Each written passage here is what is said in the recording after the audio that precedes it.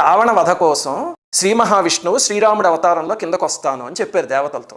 చెప్పాక దేవతలందరూ నరుల రూపాల్లో కానీ వానరుల రూపాల్లో కానీ మేము కూడా వచ్చి స్వామి నీకు సహాయపడతాము అని శ్రీ మహావిష్ణువుని వేడుకుంటే ఆయన సరే అన్నారు.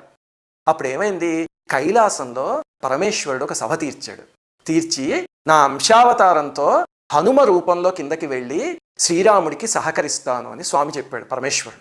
చెప్పగానే పార్వతీదేవి స్వామి నేను కూడా వస్తాం మీతో పాటు ఉంది. అంతే కదా, అమ్మవారు ఎప్పుడు అయ్యవారిని వదిలి ఉండరు. అంటే పరమేశ్వరుడు అన్నాడు, పార్వతి ఈ అవతారంలో వద్దు, నువ్వు ఇప్పుడు నేను వేరే స్వరూపంలో వెళ్తున్నాను రామదూతగాను, అందుకని నన్ను వెళ్ళని అన్నాడు.